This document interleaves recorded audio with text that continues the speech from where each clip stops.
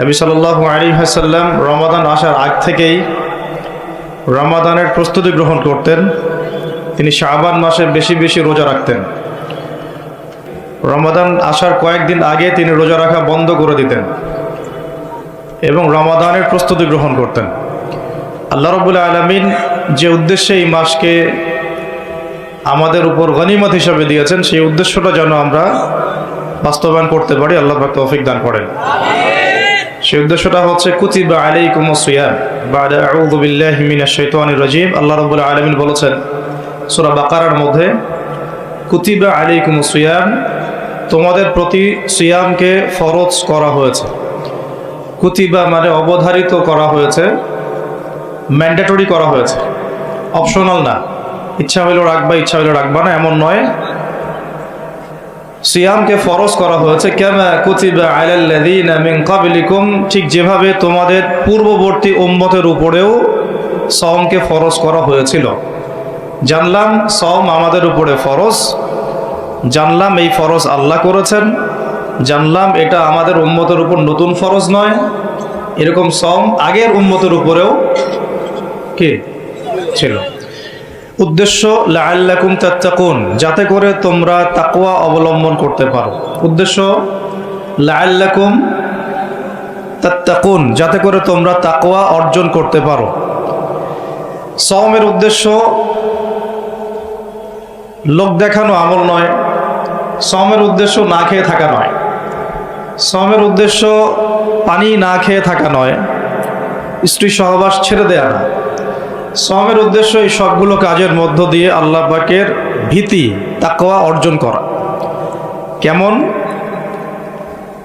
গতকাল হয়তো অনেকে রোজা ছিলেন, বৃহস্পতিবার ছিল, হয়তো অনেকে কাজা সওমগুলো রাখছেন বা অনেকে শাবানের সওমও রাখছেন। রোজা রাখা অবস্থায় আমরা কি পানি খেয়েছি?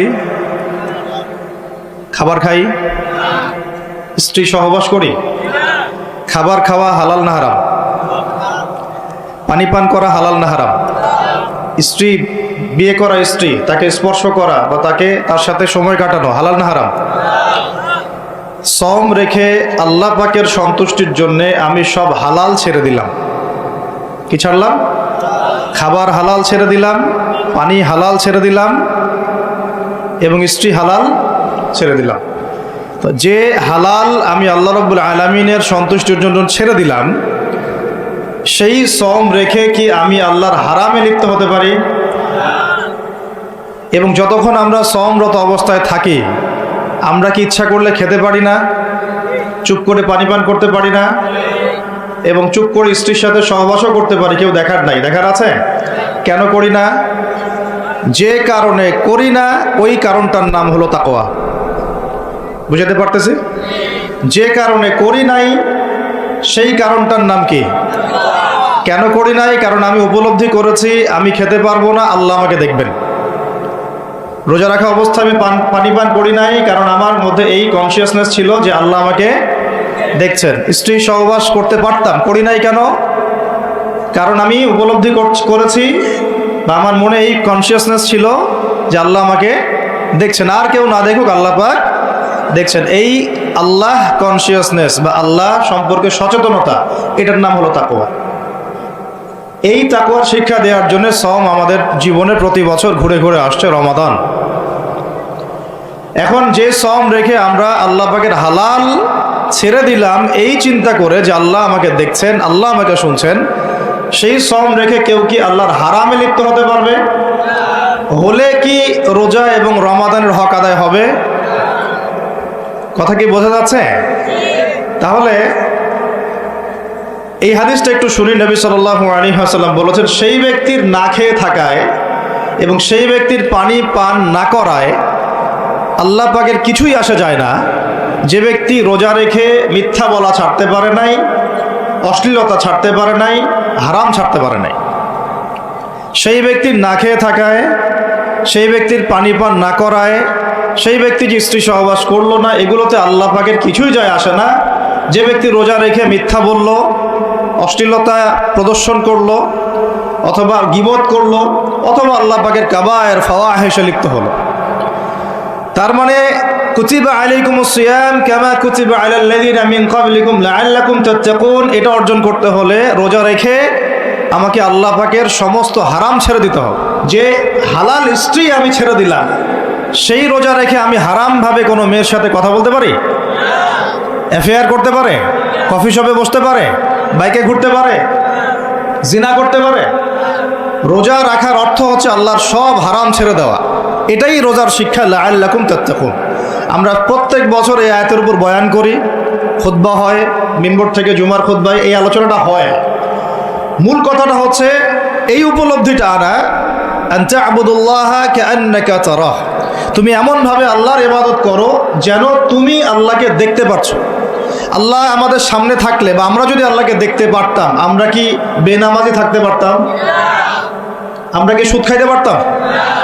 আমরা কি আল্লাহ পাককে যদি দেখতাম বেনামাজি থাকতে পারতাম? ঘুষখোর হইতে পারতাম? দুর্নীতিবাজ হইতে পারতাম? মানুষের হক নষ্ট করতে পারতাম? আল্লাহ নবীজি বলছেন আনতা আবুদুল্লাহা কাআন্নাকা তারাহ, তুমি এমনভাবে আল্লাহর ইবাদত করো যেন তুমি আল্লাহকে দেখছো।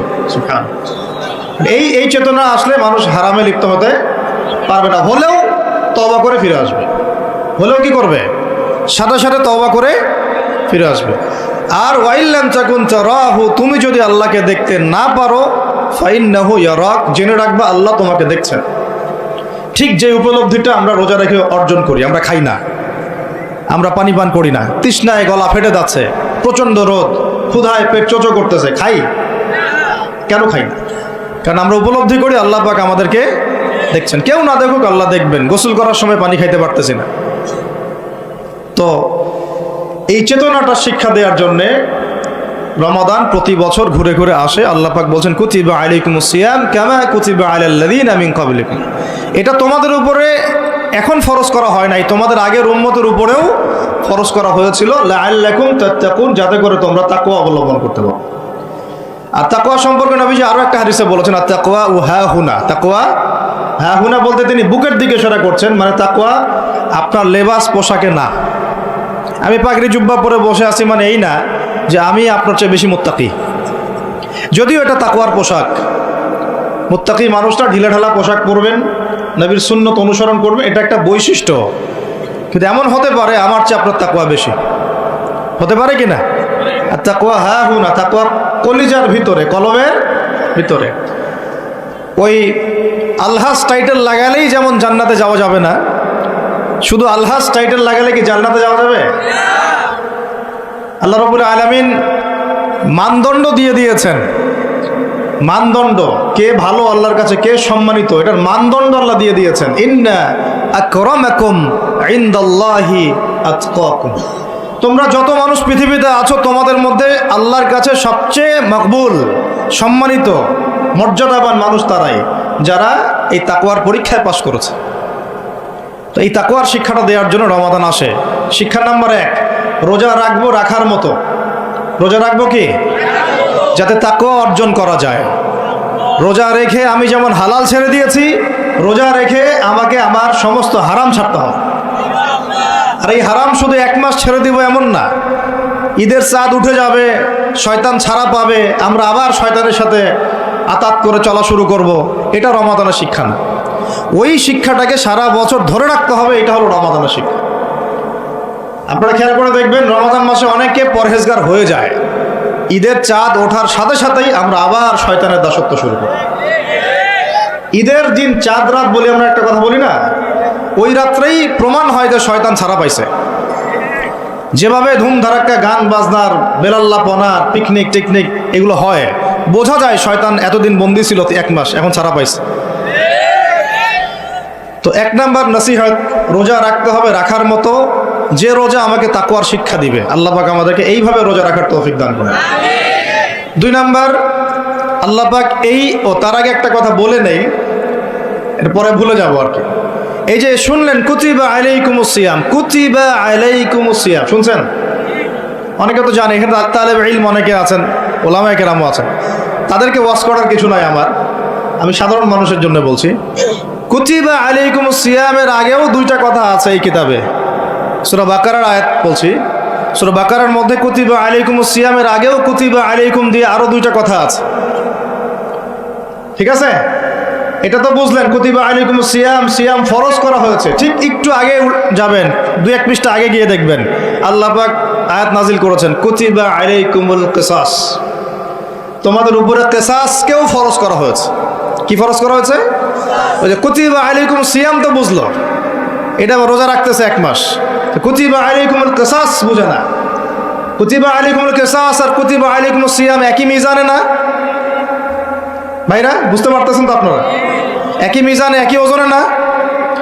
তো কুতিবা আলাইকুমুল কিসাস, তোমাদের উপরে কিসাসকেও ফরজ করা হয়েছে। তোমাদের বলতে আমাদের সবার উপরে, মুসলিমদের উপরে। কিসাসটা কি? কিসাসটা কি? কেউ যদি কোনো ভাইকে অন্যায়ভাবে হত্যা করে, তাকেও সেভাবেই করতে হবে, এটা হলো কিসাস। হাতের বদলে হাত, চোখের বদলে চোখ, কি কানের বদলে কান, এমনকি দাঁতের বদলে দাঁত, এর নাম কিসাস। আছে বাংলার জমিনে? আছে? কুতিবা আলাইকুমুস সিয়াম আছে আমাদের সমাজে, কুতিবা আলাইকুমুল কিসাস জাদুঘরে আছে। কোথায় আছে? ওটা ইমপ্লিমেন্ট করতে গেলে জাতিসংঘ বলবে যে আমরা মৌলবাদী হয়ে গেছি। আপনারা পড়েন প্রত্যেক রাতে তাবারাকাল্লাযী বিয়াদিহিল মুলক, তাই না? সূরা মুলক তো পড়েন রাতে, রাতের বেলা সূরা মুলক পড়ার অভ্যাস করেন। নবী সাল্লাল্লাহু আলাইহি ওয়াসাল্লাম এই সূরাটাকে বলেছেন, এই সূরা কবরের আযাব থেকে বাঁচাই দিবে ইনশাআল্লাহ। উসমান রাদিয়াল্লাহু আনহু সামনে জান্নাত জাহান্নামের আলোচনা করা হলে তিনি কাঁদতেন না, খুব কম কাঁদতেন, কিন্তু কবরস্থানে কবর দেখলে তার দাড়ি অশ্রু দিয়ে ভিজে যাইত। আর এই জায়গায় যে পার পাবে সে সব জায়গায় পার পেয়ে যাবে ইনশাআল্লাহ। ওই জায়গার একাকিত্বে ওই আযাব থেকে বাঁচাবে একটা সূরা, কি নাম? সবাই মুখস্থ করবেন ইনশাআল্লাহ। মাত্র 30টা আয়াত আছে। নবীজি বলেছেন এই সূরা তার পাঠকারীর জন্য সুপারিশ করবে আল্লাহর সামনে, মানে সুপারিশ করবে আল্লাহ পাকের সাথে জোর করবে, না আমার পাঠকারীকে মাফ করে দাও, দিতেই হবে। এক পর্যায়ে আল্লাহ পাক মাফ করে দিবেন ইনশাআল্লাহ। তো এই সূরাটা 30টা আয়াত আছে। নবীজি বলেছেন আমার মন চায় সবাই যেন এই সূরাটা মুখস্থ করে। তো নবীর একটা মন চায়, আমরা সেটা করব না? 2টা সূরা আমাদের মুখস্থ থাকা দরকার সবার। বড় বড় সূরার কথা বলছি, ছোট ছোট সূরা তো আপনারা সবাই অনেকে জানেনই। একটা সূরা ইয়াসিন, একটা হলো সূরা মুলক। সূরা ইয়াসিন পড়বেন একেবারে সকালবেলা ফজরের পরে, এবং ইনশাআল্লাহ বড় বড় বুজুর্গানের দিন যারা ছিল তাদের ডেইলি রুটিনের মধ্যে সূরা ইয়াসিন থাকতোই থাকতো। এটা তেলাওয়াত করে তারা হাজত পেশ করতেন আল্লাহর কাছে, এবং এর ওসিলা আল্লাহ পাক ওই হাজত পূরণ করে দিতেন। এটা পরীক্ষিত আমল। সূরা ইয়াসিন সবার কলিজার মধ্যে থাকা চাই, আল্লাহ পাক তৌফিক দান করেন। আর রাতের বেলা পড়বেন সূরা মুলক। কোন সূরা? যদি আরও পারেন সূরা ওয়াকিয়া পড়বেন। অনেকে বলেন রিজিকের সমস্যা, রিজিকের সমস্যা দূর হওয়ার অন্যতম একটা আমল হচ্ছে সূরা ওয়াকিয়ার তেলাওয়াত। রাতের বেলা কোন সূরা? ইযা ওয়াকাআতিল ওয়াকিআ লাইসা লিওয়াকাআতিহা কাযিবা, এই সূরাটা তেলাওয়াত করবেন রাতের বেলা। আরও একটা সূরা আছে রাতে তেলাওয়াত করার জন্য, আলিফ লাম মিম সিজদা। আলিফ লাম মিম সিজদা, এটাও তেলাওয়াত করতে পারেন। তো যাই হোক, সূরা মুলকের প্রথম আয়াত আপনারা পাবেন তাবারাকাল্লাযী বিয়াদিহিল মুলকু ওয়া হুয়া আলা কুল্লি শাইইন কাদির। আমরা এটা পড়ি, শুধু খালি পড়ি, প্রত্যেক হরফে 10 নেকি হবে, এই জন্য পড়ি বেশিরভাগ মানুষ।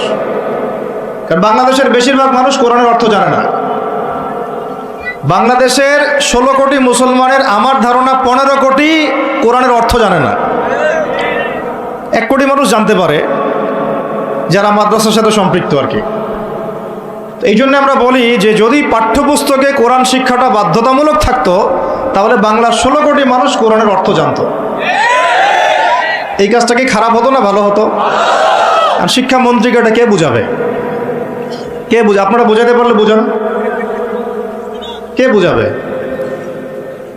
এই যাদেরকে দায়িত্ব আল্লাহ পাক দিয়েছেন তাদেরকে এটা বুঝাবে কে? আমরা তো ছোট মানুষ।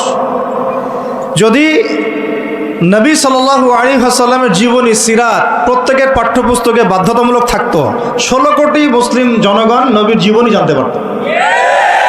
এখন 16 কোটির মধ্যে 15 কোটি জানে না নবীর জীবনীতে কি হয়েছে। এটা তো বেসিক পড়াশোনা। যদি আমরা একটা ভাইরাসকে ভয় করে মসজিদ একেবারে বন্ধ করে ফেলতে পারি, মাস্ক পরাইতে পারি সবাইকে, সোশ্যাল ডিস্টেন্স 10 হাত দূরে দূরে দাঁড়াও, তো এখন এটা যদি আমি চাপ দিয়ে করাতে পারি, তাহলে আমি পাঠ্যপুস্তকের মধ্যে নবীর সিরাত এবং কোরআন বাধ্যতামূলক করতে পারি না? এই যে আমরা যারা 15-20 বছর ইউনিভার্সিটিতে পড়েছেন, স্কুল কলেজ ইউনিভার্সিটি, এখানে কারা কারা পড়েছেন হাত তুলেন দেখি একটু। যারা অনার্স মাস্টার্স কমপ্লিট করেছেন বা পড়তেছেন এখনো, আপনারা আছেন কতজন? আছে অনেকে, হাত নামান। এখন আপনারা ভাই বাংলা পড়েছেন না? নজরুল, রবীন্দ্রনাথ, বঙ্কিমচন্দ্র, শরৎচন্দ্র ইত্যাদি ইত্যাদি। ইংরেজি পড়েছেন না? ব্যাকরণ, দাঁত ভাঙা ব্যাকরণ। বাংলা ব্যাকরণ পড়েছেন না? দাঁত ভাঙা, কারক, সমাস, বিভক্তি, হাবিজাবি। হ্যাঁ, এই হাবিজাবি দিয়ে আবার ইস্যু বানাই দিস না তোরা, মুশকিল কথা বলা এখন। আর এটা তো আমরা কথার কথা বলি আর কি। তারপরে কেমিস্ট্রি পড়েন নাই? হ্যাঁ, ফিজিক্স পড়েন নাই? বায়োলজি পড়েন নাই? তারপরে আমরা হায়ার ম্যাথ করতাম, জটিল জটিল সূত্রগুলো মুখস্থ করেন নাই? কত কি পড়েছেন। কিন্তু এই পড়াশোনাগুলো কেন করেছেন? সিলেবাসে ছিল, আমাকে পড়তে হবে, যদি না পড়ি পরীক্ষায় পাস করতে পারবো না, পরীক্ষায় পাস না করলে রেজাল্ট আসবে না, রেজাল্ট না আসলে চাকরি পাবো না, চাকরি না পাইলে রিজিকের ব্যবস্থা হবে না, রিজিকের ব্যবস্থা না হলে বিয়ে শাদী হবে না, বিয়ে শাদী না হলে জীবনটাই বরবাদ। এই তো ফিলোসফি, তো এইটাই, রাস্তা তো এটা না। তো এখন চাপ দিয়ে এত কিছু পড়লেন, বিসিএস কোচিং করেছেন অনেকেই চাকরির পরীক্ষা দিচ্ছেন, নিয়োগ বিজ্ঞপ্তির পরীক্ষা দিচ্ছেন, প্রাইমারি পরীক্ষা দিচ্ছেন, সবই পড়তেছেন। আমি নিজেও পড়েছি এগুলো আমার মুখস্থ ছিল সব, এখনও হয়তো ধরলে বলতে পারবো কিছু, যদিও এগুলোর চর্চা আমরা বন্ধ করে দিয়েছি আর কি। আর কথা হচ্ছে, একটা রিজিকের সোর্সের জন্য আমি যে 15 বছর এই পড়াশোনাগুলো করলাম, যদি আমার সিলেবাসের মধ্যে কোরআন থাকতো, হাদিস থাকতো, নবী সিরাত থাকতো, তারপরে ধরেন সাহাবীদের জীবনী থাকতো, ইসলামের ইতিহাস থাকতো, বেসিক ফিকহ আকীদা থাকতো, আমি কি বাধ্য ছিলাম না এগুলো পড়ে পরীক্ষা দেওয়ার জন্য? তখন আমাদের এই জেনারেশনের ইসলামিক শিক্ষায় উন্নতি হইতো না?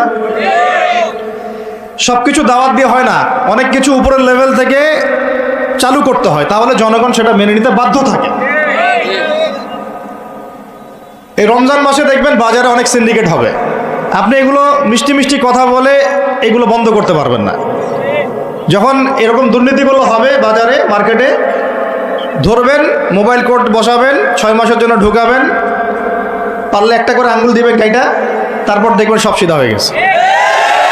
সব কিছু দাওয়াত দিয়ে আর ওয়াজ করে হয় না, একটা সিস্টেম থাকে। আমি বলি কি, একটা বিষয় বুঝেন, একটা জিনিস হচ্ছে, একটা বিষয় হচ্ছে প্রাকৃতিকভাবে উৎপন্ন হচ্ছে কিছু জিনিস, আর আপনি একটা ফ্যাক্টরি দিয়েছেন, ফ্যাক্টরি থেকে উৎপাদন বাড়বে না কমবে?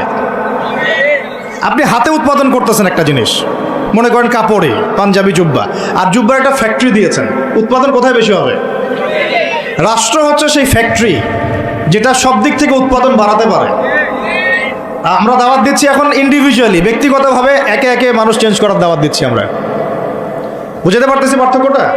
যে আয়াত থেকে এইদিকে চলে আসছি, তাবারাকাল্লাযী বিয়াদিহিল মুলক, তাবারাকাল্লাযী, বরকতময় সেই সত্তা, মহা পবিত্র, মহা বরকতময় সেই সত্তা। কোন সত্তা? বিয়াদিহিল মুলক, যার হাতে আছে সার্বভৌমত্ব। মুলক মানে কি? রাজত্ব, ক্ষমতা বা সার্বভৌমত্ব। রাজত্ব, ক্ষমতা বা সার্বভৌমত্ব, তিনটা শব্দ বললাম, ডিকশনারিতে চেক করে দেখেন মুলক শব্দের অর্থ কি। আবার বলতেছে তাবারাকাল্লাযী, বরকতময় সেই সত্তা, মানে কে? মহাবিশ্বের একমাত্র স্রষ্টা আল্লাহ রাব্বুল আলামিন, তিনি বরকতময়। বিয়াদিহিল মুলক, যার হাতে কি আছে? রাজত্ব অথবা ক্ষমতা অথবা সার্বভৌমত্ব, বা ইংরেজি দিয়ে বললে আমরা বলি সভরেন্টি। কি বলি? সভরেন্টি। ওয়া হুয়া আলা কুল্লি শাইইন কাদির, এবং আল্লাহ পাক সমস্ত বিষয়ের উপরে কি? কর্তৃত্বশীল, ক্ষমতাবান। এখন এই আয়াতটা মহাবিশ্বের সব গ্রহে প্রযোজ্য হচ্ছে, বাংলাদেশে আর বিশ্বে প্রযোজ্য হচ্ছে না। বুঝাচ্ছি কিভাবে? বলবেন যে এটা আবার কেমন কথা বলবেন, শুনেন বুঝাচ্ছি। মহাবিশ্বে 7 আসমান আছে না? এটা তো জানেন, 7টা আসমান আছে। তারপরে প্রত্যেক আসমানে অসংখ্য গ্রহ নক্ষত্র আছে, গ্যালাক্সি আছে, ছায়াপথ আছে, তারপরে একটা গ্যালাক্সির মধ্যে অনেকগুলো সৌরজগৎ আছে। ওই একটা গ্যালাক্সির অসংখ্য সৌরজগতের কোনো একটা সৌরজগতের বাসিন্দা হচ্ছে আমরা। ওই সৌরজগতের মধ্যে এই যে আমাদের 10টা-12টা গ্রহ আছে, সেই গ্রহের কোনো একটা গ্রহের, কোনো একটা দেশের, কোনো একটা কি জেলার, কোনো একটা শহরের, কোনো একটা মাঠে বসে আপনি এখন এই বয়ান শুনতেছেন। কথা বুঝতে পারতেছেন? আর পুরো মহাবিশ্ব সাত আসমানে নবী সাল্লাল্লাহু আলাইহি ওয়াসাল্লাম বলছেন, মেরাজের রাতে আমি দেখেছি একটা বিঘত, এতটুকু বিঘত মানে এক টক্কর জায়গা ফাঁকা নাই যেখানে আল্লাহর কোনো ফেরেশতা দাঁড়িয়ে বসে বা সেজদারত অবস্থায় আল্লাহর ইবাদত করতেছে না। তাহলে পুরো মহাবিশ্বে কার রাজত্ব চলতেছে? এখন এই পৃথিবীর দিকে তাকান, আমরা বললাম তাবারাকাল্লাযী বিয়াদিহিল মুলক, আল্লাহর হচ্ছে সার্বভৌমত্ব ক্ষমতা কার? আল্লাহর। কিন্তু এখন জমিনের দিকে আপনি তাকান, এই বিশ্বের সার্বভৌমত্ব চলতেছে জাতিসংঘের। কার? এই বিশ্বের রাজনৈতিক মোড়ল জাতিসংঘ। আপনি ইসলামিক বিধানের কথা যতই বলেন তারা মানবে না, মানবে না, সোজা কথা। আপনি যদি বলেন কোরআন এবং হাদিস এবং সর্বশেষ নবী মুহাম্মদ সাল্লাল্লাহু আলাইহি ওয়াসাল্লাম আমাদেরকে এইগুলো দিয়ে গেছেন, আল্লাহ পাক এইগুলো নাজিল করছেন, আসেন এইগুলোর আলোকে বিশ্ব করি, ওরা মানবে না। বরং ওরা আপনার উপর যুদ্ধ ঘোষণা করবে। কি করবে? এ হচ্ছে এই বিশ্বের সবচেয়ে বড় তাগুত, সবচেয়ে বড় কাফের, সবচেয়ে বড় মুশরিক, সবচেয়ে বড় মুনাফিক। ও যদি বলে যে কোরআন বাদ দিতে হবে, আমার মাথায় যে বুঝ আসে ওই বুঝ অনুযায়ী চলবো, তাহলে সারা বিশ্ব বলবে হ্যাঁ এটাই ঠিক। নাউজুবিল্লাহ। অর্থনৈতিক মোড়ল সে যদি বলে আল্লাহ পাক কোরআনে সুদ হারাম করছেন, তো কি হয়েছে? আমাদের ব্যাংকিং সিস্টেম চলবে সুদের উপর, সারা বিশ্ব বলবে এই যে সামি'না ওয়া আতা'না, ইয়েস স্যার, শুনলাম মানলাম। কথা বুঝেন না আমার? ও সারা বিশ্বকে যদি বলে ওদের ব্যাংকিং সিস্টেম, প্রত্যেকটা ব্যাংকিং সিস্টেম চলবে সুদ ভিত্তিক, আল্লাহ কোরআনে হারাম করুক আর হালাল করুক দেখার দরকারই নেই আমাদের। নাউজুবিল্লাহ। মানলে ইচ্ছা হইলে মানেন, না ইচ্ছা হইলে আমরা বোম মেরে উড়াই দেব। ইচ্ছা হইলে মারেন, না হলে কি একেবারে দিব শেষ করার জন্য অনেক অস্ত্র আছে ওদের। যারা পলিটিক্যাল অ্যাফেয়ার্স ঘাটাঘাটি করেন তারা জানেন এদের ৭২টার মতো অস্ত্র আছে। ইকোনমিক স্যাংশন একটা অস্ত্র, চাপ প্রয়োগ করা একটা অস্ত্র, বিল পাস করা একটা অস্ত্র, নেগোশিয়েট করা একটা অস্ত্র, অন্যকে দিয়ে চাপ দেওয়া হবে একটা অস্ত্র। এগুলো অস্ত্র করতে করতে সর্বশেষ অস্ত্র হচ্ছে একেবারে ওই আফগানিস্তান বানায় ছেড়ে দিবে, একেবারে ওই ইরাক বানায় ছেড়ে দিবে, একেবারে ওই সিরিয়া বানায় ছেড়ে দিবে, একেবারে ইয়েমেন বানায় ছেড়ে দিবে। ওটা সবচেয়ে বড় অস্ত্র। এই জন্যে আন্ডারে যারা আছে এরা সবাই স্যালুট মারে, ঠিক আছে আপনি যা বলবেন তাই। তো এই কারণে সারা বিশ্বে অর্থনৈতিক ক্ষেত্রে ও হচ্ছে এখন সুদভিত্তিক অর্থনৈতিক সিস্টেমের মোড়ল। যেই সুদ সম্পর্কে আল্লাহ পাক কোরআনে বলেছেন যদি সুদ না ছাড়ো তাহলে আল্লাহ এবং তার রাসূলের সাথে যুদ্ধের ঘোষণা শুনে রাখো। কথা বুঝে যাচ্ছে না মনে হয়? আল্লাহ পাক কোরআনে বলছেন সুদ যদি না ছাড়ো, সুদ যদি তোমরা মুসলমানরা মুমিনরা না ছাড়ো তাহলে আল্লাহর সাথে এবং রাসূলের সাথে যুদ্ধের ঘোষণা শুনে রাখো। সূরা বাকারা পড়েন, সূরা বাকারা পড়েন। আল্লাহ পাক বলছেন ইয়া আইয়ুহাল্লাযীনা আমানু ইত্তাকুল্লাহ ওয়া যারু মা বাকিয়া মিনার রিবা ইন কুনতুম মুমিনিন ফাইন লাম তাফআলু ফাআযানু বিহারবিন মিনাল্লাহি ওয়া রাসূলিহি। তাহলে আল্লাহ পাক এখানে বলছেন হারাম, যদি খাও তাহলে আল্লাহর সাথে যুদ্ধ করতেছো, নবীর সাথে যুদ্ধ করতেছো। ওরা বইলা দিল এটা ফরজ। কি এটা? তুই মানলে মান, না মানলে যা, তোর ব্যাপারে ব্যবস্থা আমরা পরে নিব। তাহলে আমরা এই পুরো বিশ্বে এখন কার সার্বভৌমত্ব চলতেছে? কোরআনে? জি না, কোরআন ওই তেলাওয়াত করার জন্য রেখে দেওয়া হয়েছে। কিসের জন্য? ঘরের কোনায় তেলাওয়াত করেন আপনি কোরআন, কোনো সমস্যা নাই। এই রমজানে প্রত্যেক দিন 1 খতম দিবেন, 30 দিন 30 খতম দেন, ওদের কিচ্ছু যায় আসে না। কথা বুঝাতে পারতেছি না মনে হয়? আপনি ব্যক্তিগত জীবনে কোরআন 30 দিন 30 খতম দেন, কিচ্ছু যায় আসে না এদের। কিন্তু কোরআনের এই যে মৌলিক বিধানগুলা, এগুলো আপনি বিশ্বে বাস্তবায়ন করতে পারবেন না এখন। কারণ সার্বভৌমত্ব এখন আমরা আল্লাহর হাত থেকে কেড়ে নেওয়ার চেষ্টা করে তাগুতের হাতে দিয়ে দিয়েছি। নাউজুবিল্লাহ। এই কারণে বিশ্বের উপরে গজব ঘুরতেছে, যে কোনো সময় আসবে ইনশাআল্লাহ, যে কোনো সময় আসবে, এটা আমরা নিশ্চিত। আল্লাহ রাব্বুল আলামিনের গজব আসবেই আসবে। আল্লাহ রাব্বুল আলামিন এইখানে বলেছেন চুরি করলে হাত কেটে দিবা। কি করবা? ওই যে কিতাব আপনি 10 নেকির জন্য তেলাওয়াত করেন, প্রত্যেক হরফে কত নেকি হবে? 10 নেকি হবে। তেলাওয়াত করি মাশাআল্লাহ, 100 খতম দেন সারা জীবনে, কোনো সমস্যা নেই। তো ওই কিতাবের মধ্যেই সূরা মাঈদা আল্লাহ বলেছেন যে চুরি করলে চোরের কি করবা। তো এটা আপনি ওদেরকে বুঝাতে পারবেন না, এখন বুঝাতে পারবেন না। ওইটা তেলাওয়াত পর্যন্তই, ফুল স্টপ। তারপরে এমনি নর্মালি যদি কেউ জেনা করে, সূরা নূর অনুযায়ী আল্লাহ রাব্বুল আলামিন বলছেন যে সূরা নূরের 2 এবং 3 নম্বর আয়াতে 100টা বেত্রাঘাত করবা জনসমক্ষে। কয়টা বেত্রাঘাত? বাংলাদেশের বহু ছেলে মেয়ে এখন 100 বেত্রাঘাত পাওয়ার শাস্তি মাথায় নিয়ে ঘুরতেছো তোমরা। নাউজুবিল্লাহ। যার শুরুটা হয় ওই টেক্সটের মাধ্যমে, তারপরে দেখা সাক্ষাৎ, তারপরে এটা, তারপরে ওইটা। ঢাকা শহরে এর পরিসংখ্যান বেশি না কম? কত বেশি? কতগুলো ছেলে পাওয়া যাবে যারা এই পাপে লিপ্ত হয় নাই? কতগুলো মেয়ে পাওয়া যাবে যারা এই পাপে লিপ্ত হয় নাই? কতগুলো আপনি দেবর পাবেন যারা জেনা করে নাই? কতগুলো ভাবি পাবেন জেনা করে নাই? কতগুলো দুলাভাই পাবেন শালীর সাথে জেনা করে নাই? কতগুলো ছেলে পাবেন বিবাহিত ছেলে যারা বাইরে পরকিয়া করে নাই? শুধু আল্লাহ পাকই জানেন ভালো এই জাহেলিয়াতের মধ্যে কত পার্সেন্ট মানুষ পবিত্র থাকতে পারছে।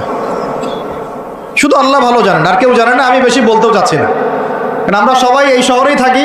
আর ঢাকাতে যারা থাকে তারা মোটামুটিভাবে একটা কেয়ামতের শহরেই থাকে, কারণ এখানে এমন কোনো পাপ নাই যেটা হচ্ছে না, এমন কোনো পাপ নাই। একেবারে প্রতারণা দিয়ে ভর্তি উপর থেকে নিচ পর্যন্ত। এই শহরে প্রথম যে জিনিসটা উঠে গেছে এটা হচ্ছে বিশ্বাস। কি উঠে গেছে? দ্বিতীয় উঠে গেছে আমানতদারিতা। বিশ্বাস উঠে গেছে, এখানে নাই আমানতদারিতা, নাই। কে কার উপর দিয়ে টক্কর দিতে পারে এটা হচ্ছে আমাদের এজেন্ডা আর কি। একটা রাস্তার যে ভিক্ষুক, এরও মাথায় যে এত শয়তানি বুদ্ধি, আর অন্য অন্য সেক্টর না হয় নাই বললাম। আপনার কাছে টাকা চাচ্ছে গাড়ির গ্লাসে নক করে, ও কিন্তু পাটা ভালোই আছে, ও ল্যাংড়ানোর অভিনয় করতেছে। কত বুদ্ধি!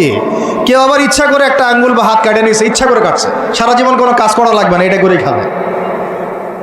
কেউ আবার ইচ্ছা করে হিজড়া হচ্ছে এই শহরে, এটা সারা জীবন কাজ করা লাগবে না, এমনিই খাবে। কত বুদ্ধি মানুষের মাথায়, চিন্তা করছেন? যাকে আপনি টাকা দিচ্ছেন 10 টাকা, ওর ফ্ল্যাট আছে, আপনার কিছুই নাই, ওরই জমি আছে, হিজড়ার সর্দার BMW চালায়, আর আপনি কোনো রকম একটা এক্স করলা ম্যানেজ করতে পারেননি এখন পর্যন্ত। প্রতারণা দিয়ে ভর্তি, প্রতারণা, আমানতের খেয়ানত, দুর্নীতি, পদে পদে বাটপারি, আর কি বলবো, মানুষকে ঠকানো, জুলুম করা, সুযোগ পাইলেই সুযোগ নেওয়া, সুযোগ পাইলে একটু সুযোগ নেওয়া। আর বিভিন্ন জায়গায়, স্পেশালি মানে কিছু কিছু বড় বড় জায়গায় এমন কিছু মানুষকে বসায় দেওয়া হয়েছে যাদের মনে হয় ইসলামের নাম শুনলেই ভিতরে মানে তেলে বেগুনে জ্বলে ওঠে একেবারে। ইসলাম শব্দটা শুনলেই গায়ে জ্বালা শুরু হয় একেবারে। তো বেশি দিন নাই ইনশাআল্লাহ, হয় আল্লাহর গজবে এগুলো ধ্বংস হবে, অথবা ইনশাআল্লাহ তাআলা আবাবিল পাখি তো আর আসবে না পাথর ছুটতে। আবাবিল তো পাখির নাম না, আবাবিল মানে তো ঝাঁকে ঝাঁকে, মানে এটা তো ওই আবরাহার বাচ্চা আবরাহার যুগ না যে আবাবিল আসবে আর পাথর ফেলবে। আসবে, পাথর ফেলার প্রজন্ম তৈরি হবে ইনশাআল্লাহ। মূল সমস্যাই হচ্ছে করাপশন, দুর্নীতি, মূল সমস্যাই। এটা যদি না থাকতো সারা বিশ্বে বাংলাদেশকে টক্কর দেওয়ার মতো কান্ট্রি খুব কমই থাকতো। কে না জানে এগুলা? সবাই জানে, আর আমরা মেনেও নিয়েছি এগুলা ভাই, চুপচাপ মনে মনে মেনে নিয়েছি যে ওইখানে গেলে এত দেওয়া লাগবে, ওইখানে এত না দিলে আমার এটা হবে না, ওইখানে এটা দিতে হবে, ওইখানে এটা করতে হবে, আমরা মেনেও নিয়েছি মাশাআল্লাহ। আর যখন জুলুম মানুষ মেনে নেয় তখন আরো বড় জালেমকে আল্লাহ পাক চাপায় দেয়। এই জন্য আমাদের এই অবস্থা সংশোধন হচ্ছে না, ইল্লা মাশাআল্লাহ। আল্লাহ যে কবে করবেন আল্লাহ ভালো জানেন। তবে বিশ্বাস করেন, আপনারা বলেন যে এখন মুসলিম প্রধান দেশ, আমি একটা স্টেটমেন্ট দিয়ে দিচ্ছি এখন বসে বসে, এখন এটা হচ্ছে একটা মুনাফেক প্রধান দেশ। প্রমাণ করতে চাইলে আমার সাথে বসেন। মুনাফেকের আলামত যে কয়টা আছে, কি 1 নাম্বার কি? কথা বললেই মিথ্যার উপর দাঁড়ায় আছেন সবগুলা। 2 নাম্বার, আমানত রাখলেই খেয়ানতের উপর খেয়ানত, খেয়ানতের উপর খেয়ানত। মনে করেন আমি একজন ইমাম সাহেব, আমি যদি আমার দায়িত্বে পালন ঠিক মতো না করে আমিও খেয়ানতকারী। এই যে লেকচার দিতে বসছি, এখন আমি যদি চিন্তা করি যে ডাইনে বামে কথা বলে সময় পার করে দেই, হক কথা বলার দরকার নাই, বললে আবার এটা সেইটা, আমি হচ্ছে এখানে এই চেয়ারের খেয়ানতকারী। প্রত্যেকটা ক্ষেত্রে চলতেছে এগুলা। 3 নাম্বার হচ্ছে যখনই ওয়াদা করে, কি করে বলেন তো? কয়জন ওয়াদা রাখি আমরা? কোন কোন সময় দেখা যায় অমুসলিম ওয়াদা রাখছে, মুসলমান রাখে নাই। দুধ কিনতে যাবেন, আমরা হিন্দু ভাইয়ের দোকান খুঁজতেছি, ও পানি মিশাবে না, আপনার কনফিডেন্স তৈরি হয়ে গেছে। মুসলমানের দোকানে যান না কেন? ও পানি মিশাবে। কি একটা অবস্থা, কি একটা অবস্থা! নবী সাল্লাল্লাহু আলাইহি ওয়াসাল্লাম একদিন এভাবে লেকচার দিচ্ছেন, মানে খুতবা দিচ্ছেন। একজন দাঁড়িয়ে বলছেন, সাহাবী, যে কবে কিয়ামত হবে ইয়া রাসূলুল্লাহ? তিনি বলছেন যে যখন দেখবা যে অনুপযুক্ত ব্যক্তির হাতে দায়িত্ব অর্পণ করা হয়েছে, তখন ফান্তাযিরিস সাআ, কিয়ামতের অপেক্ষা করতে থাকো। আমরা এই যুগে বাস করতেছি না? এমন করে পাপ নাই এই শহরে হচ্ছে না। মূল পাপ কয়েকটা হচ্ছে। এক নাম্বার হচ্ছে শিরক। কি হচ্ছে? তারপরে হচ্ছে প্রতারণা, তারপর হচ্ছে জুলুম, প্রচুর জুলুম। মানে দুর্বল পাইলেই জুলুম করতে যাচ্ছি আমরা। যদি দেখি ও আমার চেয়ে একটু দুর্বল, আমি জুলুম না করলে পেটের ভাত হজম হচ্ছে না। জুলুম করাটাকে আমরা ক্রেডিট মনে করি যে আমি জিতে গেলাম। আরে ভাই, কাল কিয়ামতের মাঠে কি হবে আপনার আমার অবস্থা? কাল কিয়ামতের মাঠে কি হবে অবস্থা? নবী সাল্লাল্লাহু আলাইহি ওয়াসাল্লামের কথা কি মিথ্যা? তিনি বলছেন কিয়ামতের মাঠে বহু মানুষ উঠবে উহুদ পাহাড়ের সমান নেকি নিয়ে। একেবারে উহুদ পাহাড় দেখছেন আপনারা? কেউ অনলাইনে দেখে নেন। বিশাল পাহাড়। জানাজার নামাজে শরীক হইলে 1 কেরাত নেকি হয়। 1 কেরাত মানে 1 উহুদ পাহাড় সমান। আর মাটি দিয়ে আসলে আরেক কেরাত নেকি হয়, মানে আরেকটা উহুদ পাহাড়ের সমান। উহুদ পাহাড়ের সমান আরো উঁচু উঁচু নামাজের নেকি, জাকাতের নেকি, হজের নেকি, ওমরার নেকি নিয়ে উঠবে বহু মানুষ। আমরাই হয়তো বা তারা, আল্লাহ পাক আমাদেরকে মাফ করুন। আমি ওঠার পরে বহু মানুষ সামনে দাঁড়ায় থাকবে। কাউকে গালি দিছে, কাউকে অন্যায়ভাবে মারছে, কাউকে রিমান্ডে নিয়ে একেবারে পেদানি দিছে, নির্দোষ ছিল। কারো নামে মিথ্যা মামলা দিছে, কারো নামে অপবাদ ছড়াইছে। বেচারা ভালো ছিল, সৎ ছিল, অপবাদ ছড়াই দিছে। কারো নামে ধরেন যে কারো গীবত করছে, কারো টাকা নিয়ে টাকা দেয় নাই, হ্যাঁ, কারো জমি আত্মসাৎ করে খাইছে, ভূমিদস্যু ছিল। মানে মানুষের সাথে জড়িত পাপ ছিল। কি ছিল? অন্যের সাথে জড়িত, মানে অন্যের হক নষ্ট করছে আর কি, অন্যের। এখন আল্লাহ পাক বলবেন যে তোমার এই ঋণ এখন শোধ করো। ওই দিন তো ঋণ শোধ করার কোনো বুদ্ধি আছে? বুদ্ধি নেই। এখন কি পদ্ধতি? ফেরেশতাদেরকে বলা হবে এই ব্যক্তির আমল নামায় যে নেকিগুলো আছে, নামাজের নেকি, রোজার নেকি, হজের নেকি, জাকাতের নেকি, এইগুলো দিয়ে ওদের আমল নামা ভর্তি করো, যারা পাওনাদার দ্বারায় আছে। ভর্তি করতে করতে করতে করতে এক সময় দেখা যাবে এই ব্যক্তির আমল নামা ফাঁকা হয়ে যাবে। তখন কি হবে? ফেরেশতাদেরকে বলা হবে ওই যে যারা ভুক্তভোগী, ওদের আমল নামা থেকে গোনাহ নিয়ে এই ব্যক্তির আমল নামায় ঢাল। নাউজুবিল্লাহ। এরপরে ওই ব্যক্তিগুলো দেখা যাবে জান্নাতে চলে গেছে, মাজলুম ছিল পৃথিবীতে, ওই দিন সফল হয়ে গেছে, জান্নাতে চলে গেছে। এবারটা দুনিয়া জালেম ছিল, এই জাহান্নামে চলে গেছে। নাউজুবিল্লাহ। আল্লাহ পাক আমাদেরকে এরকম মানুষের হক নষ্ট করা থেকে হেফাজত করে না। ভাই, মানুষের হক নষ্ট করতে যায় না। নিজে আমল তো এমনিই কম, ভাঙাচোরা ইমান, মুনাফিকের মতো বসবাস করতেছি। এখন তো আমরা মুনাফিকের মতো বসবাস করতেছি এই দুনিয়াতে। এখন যারা আমার মনে হয় মন থেকে ইমানের দাবি করতে পারে শক্তভাবে যে হ্যাঁ আমরা ইমানদার, এরা হচ্ছে গাজ্জার ওই মুজাহিদ ভাইরা। বুঝেন না এই কথা? তারা মনে হয় দাবি করতে পারে যে হ্যাঁ আমরা ইমানদার। আমরা তো নেফাকির উপরে আছি। এখন আমরা তো স্বীকৃতি দিতে পারতেছি না, এখন সত্যকে স্বীকৃতিও দিতে পারি নাই। বরং আমরা মানচিত্র থেকে ফিলিস্তিনের মানচিত্র উঠাই দিলাম, দিয়ে যারা জালেম ওদেরটা প্রতিষ্ঠা করলাম। ওইটাও পাঠ্যপুস্তকে আসছে। আপনারা তো শুধু একটাই শুনে বসে আছেন, একটাই শুনে আছেন না আপনারা? শরীফ শরীফা তো আছেই, এইটাও একটা ইস্যু ছিল। তো আল্লাহ পাক আমাদেরকে চোখ খুলুন, আল্লাহ পাক আমাদের চোখ খোলার তৌফিক দান করেন। আর ভাই, বাইরের চোখ তো সবারই খোলা, ভিতরের চোখটা খোলার তৌফিক দান করেন। আমি অনেক ভিতরে চলে আসছি, বুঝাইতে চাচ্ছিলাম যে এই বিশ্বে এখন আল্লাহ পাককে সার্বভৌম ক্ষমতার অধিকারী মানা হচ্ছে না। এটা হচ্ছে বৈশ্বিক শিরক। রাজনৈতিক ক্ষেত্রে আমরা আল্লাহর সার্বভৌমত্ব মানছি না, অর্থনৈতিক ক্ষেত্রে আমরা আল্লাহর দেয়া বিধান মানছি না, শিক্ষা ক্ষেত্রে আমরা আল্লাহ পাকের দেয়া শিক্ষানীতি মানছি না, সংস্কৃতির মধ্যে আমরা আল্লাহর সংস্কৃতি মানছি না, ব্যক্তি জীবনে, ইবাদতের জীবনে, পারিবারিক জীবনে, সামাজিক জীবনে আমরা আল্লাহ পাকের সার্বভৌমত্বকে বাদ দিয়ে মানুষের সার্বভৌমত্ব প্রতিষ্ঠা করেছি।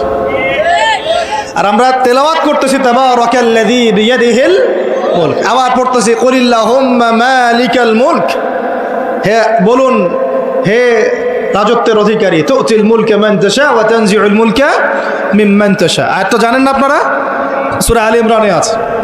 তো আমাদের কথা আর বাস্তবতার মধ্যে অনেক ফারাক। আল্লাহ পাক আমাদেরকে কোরআন গভীরভাবে অনুধাবন করার তৌফিক দান করেন। খালি তেলাওয়াত করলেই হবে না ভাই, এর অর্থটা জানতে হবে। অর্থ না জানলে পরে তেলাওয়াত করলে নেকি হবে না এটা বলি নাই আমি, বলেছি শুধু তেলাওয়াত করলেই পুরো হক আদায় হয় না, শুধু তেলাওয়াত করলেই পুরো হক আদায় হয় না, হয় না, হয় না, 100 বার হয় না। আবার বলতেছি শোনেন ভালো করে, তেলাওয়াত করলে প্রত্যেক হরফে 10 নেকি হয়, কিন্তু শুধু তেলাওয়াত করলেই কোরআনের সম্পূর্ণ হক আদায় কোশ্চিনকালেও হয় না। এই যে অর্থগুলো না জানলে আপনি কিভাবে বাস্তবায়ন করবেন, বুঝবেন কিভাবে, কি বলেছেন আল্লাহ পাক কোরআনে? এই যে একটা আয়াত নিয়ে এতগুলো কথা বললাম, আপনারা এখন চোখ খুললো যে সারা বিশ্বে আল্লাহর সার্বভৌমত্ব সভরেন্টি নাই। এখন আমরা মানুষ একটা প্রতিষ্ঠা করেছি কিছু কিছু জায়গায়, ইল্লা মাশাআল্লাহ, কিছু কিছু জায়গায় আমরা মেনে নিয়েছি যে আল্লাহ পাকই সার্বভৌমত্ব ক্ষমতার অধিকারী। এখন তো এটা মানুষের হাতে উঠাই দিয়েছেন। আল্লাহ পাক আমাদেরকে পাঠাইছেন দুনিয়াতে তার খলিফা হিসেবে। কি হিসেবে? তো আল্লাহর খলিফার কাজ কি? শয়তানের দাসত্ব করবে না আল্লাহর? বলেন, আল্লাহর খলিফার বৈশিষ্ট্য কি, ফাংশন কি? সে কি শয়তানের দাসত্ব করবে না আল্লাহর? সে কি আল্লাহর বিধান মানবে না শয়তানের? সে কি আল্লাহর সার্বভৌমত্ব মানবে না শয়তানের? তাহলে আমরা আল্লাহ পাকের কয়টা বিধান বাস্তবায়ন করতে পারছি? একজন আমাকে খুব কড়া ভাষায় বলছিলেন একদিন যে আপনি প্রথম ব্যক্তি মনে হয় বলেছেন ঢাকা হচ্ছে দ্য সিটি অফ আখিরুজ্জামান। আপনি চোখে দেখেন না ঢাকা শহরে এত এত মসজিদ আছে? বললাম যে এইটা আপনার চেয়ে আগে আমি দেখছি ঢাকা শহরে এতগুলো মসজিদ আছে, আমার কাছে হিসেব করা আছে কয়টা মসজিদ ঢাকায় আছে। তাহলে আপনি বললেন যে এটা সিটি অফ আখিরুজ্জামান। বললাম ঢাকা শহরে এতগুলো যে মসজিদ আছে কত বছর থেকে আছে? বলছে 50, 60, 70 বছর থেকে। তো বলো 70 বছরে কোরআনের আপনি একটা বিধান বাস্তবায়ন করতে পারছেন ঢাকায়? বলেন, পারছেন? ঢাকা শহরে কি চোরের হাত কাটা হয়? ঢাকা শহরে কি ওই যে জেনার শাস্তি দেওয়া হয়? মদ পান করলে 40 লাঠি দেওয়া হয়? ব্যভিচার করলে রজম দেওয়া হয়? ধর্ষণ করলে প্রকাশ্যে মৃত্যু হয়? মসজিদ দিয়ে কি করবেন আপনি এখন বলেন? এতগুলো মসজিদ দিয়ে কি করবেন? মসজিদে আমরা নামাজ পড়ি, ব্যক্তিগত ইবাদত। আর মানুষের বাঙালিকে কারা জানি বুঝাইছে সারা জীবন যত ইচ্ছা পাপ কর, শেষ জীবন একটা মসজিদ বানায় যাইস বা মসজিদের সভাপতি হয়ে থাকিস, ঠিক আছে? যত ইচ্ছা কর, যা ইচ্ছা কর, সুদ খা, ঘুষ খা, সব কর, শেষে একটা মসজিদ বানাই দিস। কারণ হাদিসটা হচ্ছে মান বানা লিল্লাহি মাসাজিদান বানাল্লাহু বাইতান ফিল জান্নাহ। কেউ যদি আল্লাহর জন্য একটা মসজিদ বানায়, আল্লাহ পাক তার জন্য জান্নাতে একটা ঘর বানাবে। ব্যাস, এই হাদিসের উপর আমল কইরা কবরে যাবে। সারা জীবন যে আমি মাশাআল্লাহ নাউজুবিল্লাহ আল্লাহর কোনো বিধানই মানলাম না, না নামাজ, না যাকাত, না সাদাকা, না এই যে কোরআন এর হক আদায় করা, না আমর বিল মারুফ, না নাহি আনিল মুনকার, না ইকামাতের দিন, ইত্যাদি ইত্যাদি। অনেক অনেক গভীর ভাই, আলোচনাও গভীর, পরিবেশও অনেক গভীর, অন্ধকারও অনেক গভীর। এই অন্ধকার থেকে বের হইতে হইলে ভাই রমাজান আমাদের সামনে একটা মৌসুম, এটা আল্লাহ পাক সুযোগ দেন। আপনারা তো দেখেন সন্ধ্যাবেলায় পাখিরা কোথায় ফিরে যায়? বাসায় ফিরে যায় না? এই সারা বছর সারা জীবন আমরা অনেক দূরে চলে গেছি আল্লাহ থেকে, রমাজান আসছে এখন আবার বাসায় ফিরে আসে। রমাজান কেন আসে? যাতে এই বিচ্ছিন্ন উম্মা এক জায়গায় হয়, পাপী মুসলিমরা আল্লাহর দিকে ফিরে আসে। সারা বছর যারা এদিক ওদিক চলে গেছেন রমাজানে আসেন, ঘরে ফিরে আসেন। আল্লাহ পাক তৌফিক দান করে না। অনেক ভিতরে ঢুকে গেছি ভাই। প্রথম কথা বলছিলাম লাআল্লাকুম তাত্তাকুনের হক আদায় করতে হবে, রাজি আছি তো ইনশাআল্লাহ? 2 নাম্বার এই যে বলছিলাম কুতিবা আলাইকুম নিয়ে কথা। কুতিবা আলাইকুম শুধু সিয়াম না, কুতিবা আলাইকুম কিসাসও আছে এখানে। কোন কিতাব? এখানে আছে না? নাকি বাড়ায় বললাম? আর এই কোরআন তো ভাই সবারই বাসায় আছে, কেন মানতে চান না? এত কেন ভনিতা কোরআনের সাথে? বাঁচবই বা কতদিন আমরা? সর্বোচ্চ 100 বছর। ভাই সবাইকেই তো একা একা আল্লাহর সামনে দাঁড়াইতে হবে, তাহলে এত ভনিতা কিসের? এত নেফাকি কেন? এত অস্বীকৃতি কেন? ইসলাম নিয়ে এত অ্যালার্জি কেন? আল্লাহ রসুল এবং ইসলামের নাম শুনলে গা জ্বলে কেন? কোরআন সুন্নাহর বিধানের কথা শুনলে কেন মনে হয় যে বাঁকা চোখে তাকান কেন? না জানি আবার কি বলতেছে, কোন জঙ্গি আসলো, কোন সন্ত্রাসী আসলো, এগুলো কি শুরু করছেন? এটা কোরআনের কথা, হাদিসের কথা, আল্লাহর কথা, রসুলের কথা। এখানে এইসব শব্দ প্রয়োগ করেন কেন? কবরে কি আমরা যাব, আপনারা যাবেন না? আপনাদেরকে হিসাব দেওয়া লাগবে না? কি মনে করতেছেন আপনারা? আর এই উম্মার বিজয়ের জন্য কি শুধু আমাদের একার দায়িত্ব না, সবার দায়িত্ব আছে? সবাই মিলে তো শক্ত হাতে একটা হাতল ধরলে না ইসলাম বিজয় হবে। তা আল্লাহ পাক যে ক্ষমতা যাদেরকে দিয়েছেন, কেন আপনারা বুঝতে চেষ্টা করেন না যে আল্লাহ রাব্বুল আলামিনের কাছেই সার্বভৌম ক্ষমতা, তার বিধান বাস্তবায়ন করেন, আল্লাহ পাক আপনাদেরকে আরও শক্তিশালী করবেন ইনশাআল্লাহ। যদি না করেন তাহলে শোনেন, একটা সময় পর্যন্ত আল্লাহ পাক ছাড় দেন। এটা ইতিহাস। নমরুদ একটা লম্বা সময় ছাড় পাইছে, ফিরআউন আরো লম্বা একটা সময় ছাড় পাইছে, আদ জাতি, সামুদ, আসহাবুল আইকা, মাদিয়ান, লুত, কত যে কম চলে গেছে হিসাব নাই। ইতিহাসটা খালি পড়বেন কোরআনের, কত যে কম পৃথিবী থেকে চলে গেছে এরই হিসাব নাই। আল্লাহ পাক জানাইছেন অল্প কিছু, বাকি কিছু জানানো নাই আল্লাহ পাক আমাদেরকে। আল্লাহ পাক জানানি নাই অনেক কিছু আমাদেরকে, যেগুলো আমাদের দরকার সেগুলো জানাইছেন কিছু কিছু। কেউ কি টিকতে পারছিল? কেউ কি আল্লাহর বিধানের বাইরে গিয়ে চলতে পারছে? দুনিয়া টিকতে পারছে? কেউ কি চিরস্থায়ী ছিল? কোনো নবীও তো চিরস্থায়ী ছিল না। তাহলে কিসের পিছনে ছুটতেছেন? আল্লাহ পাক আমাদের সবাইকে কথাগুলো বোঝার তৌফিক দান করেন। ব্যক্তি জীবন থেকে শুরু করে এক সর্বোচ্চ লেভেল পর্যন্ত কোরআন, হাদিস, ইসলামকে বাস্তবায়ন করার তৌফিক দান করেন। আল্লাহ পাক যাদের মধ্যে এই সততা আছে, এই মানুষগুলোকে আল্লাহ পাক আমাদের ঊর্ধ্বতন কর্তৃপক্ষ বানায় দেন, আমিন। বা যারা আছেন তাদেরকে আল্লাহ পাক হেদায়েত দান করেন। রমাজানের এই শিক্ষাটার সামনেও এরকম দুই একটা শব্দ আছে, কুতিবা আলাইকুমুল কিসাস। আর একটা তো বললে তো মাথাই খারাপ হয়ে যাবে, বলবো? ওই যেখানে দেখছেন কুতিবা আলাইকুমুস সিয়াম, কুতিবা আলাইকুমুল কিসাস, এই ডানে বামেই খুঁজবেন, 3টা পৃষ্ঠার মধ্যেই পাবেন। লেখা আছে কুতিবা আলাইকুমুল কিতাল, কুতিবা আলাইকুমুল, এটা আবার কি? কুতিবা আলাইকুমুল কিতাল, তোমাদের উপর যুদ্ধকে ফরজ করা হয়েছে। কি ফরজ করা হয়েছে? একা একা আপনি করবেন না, একা একা করবেন না, ইসলামিক রাষ্ট্র করবে, ইসলামের রাষ্ট্রের আমির করবে, তার নেতৃত্বে জনগণ করে, একা একা বিচ্ছিন্নভাবে করে না। কুতিবা আলাইকুমুল কিতাল, এইটা যখন মুসলমানরা ছেড়ে দিয়েছে ওই সময় থেকে এই মাইর খাওয়ার যুগ শুরু হয়েছে। অটোম্যান এম্পায়ারটা সর্বশেষ ওই ফাইট করছিল ওই পশ্চিমাদের সাথে, পরাজিত হয়ে যায় তারা প্রথম বিশ্বযুদ্ধে 1914 থেকে 17-18-র মধ্যে। এরপরে ওই যে ব্রিটেন দখল করে জেরুজালেম, বেলফোর্ট ডিক্লারেশন হয়, তারপরে ইহুদিদেরকে ওই জায়গাটা ছেড়ে দেয়। এরপর থেকে যে 100 বছর হলো, আমাদের খিলাফা পতনের 100 বছর হয়ে গেছে। কত বছর? এটা একটা আশারও কথা। আশার কথা কেন? প্রত্যেক 100 বছর পর পর আল্লাহ পাক পরিবর্তন নিয়ে আসেন, এটা ইতিহাস ঘাটলে পাবেন। 100 বছর পর পর আল্লাহ রাব্বুল আলামিন বড় বড় পরিবর্তন পৃথিবীতে নিয়ে আসেন। তো যেহেতু খিলাফা পতনের 100 বছর হয়ে গেছে, আশা করা যায় সামনে কিছু ভালো কিছুই হবে ইনশাআল্লাহ।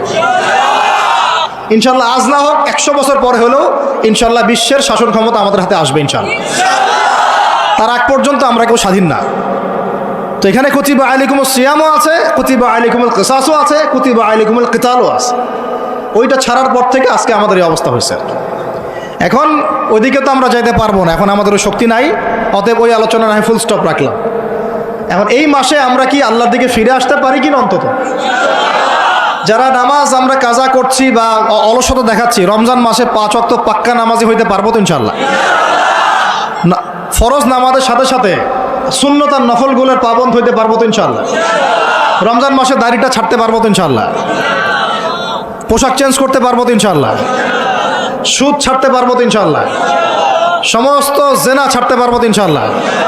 মাপে কম দেওয়া ছাড়তে পারবো তো ইনশাআল্লাহ? যত রকম দুর্নীতি, সুদ, ঘুষ ছাড়তে পারবো তো ইনশাআল্লাহ? রমজান মাসে আমরা আবার ওই পাখিদের মতো, পাখিরা যেমন ঘরে ফিরে, আমরা আল্লাহর কাছে ফিরবো তো ইনশাআল্লাহ?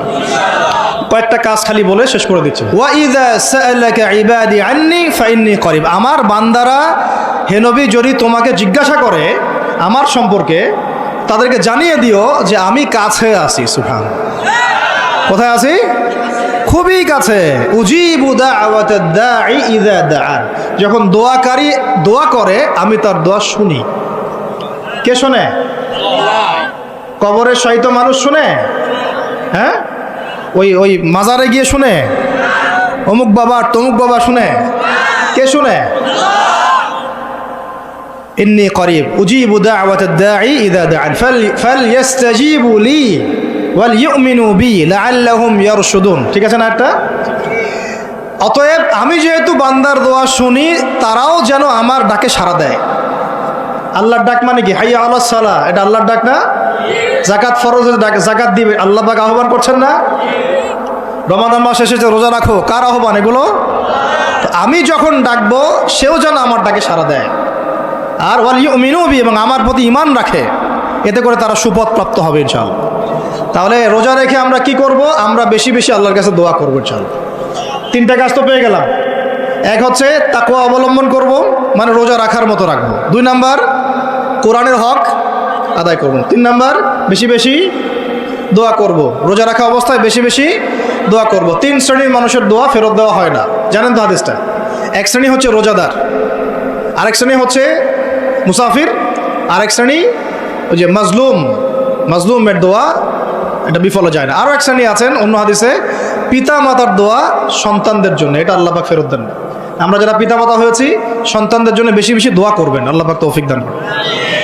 তো এই 3টা কাজের বাইরে আমি আরও 7টা কাজ বলে দিচ্ছি, রমজান মাসে করবেন, ঠিক আছে ইনশাআল্লাহ?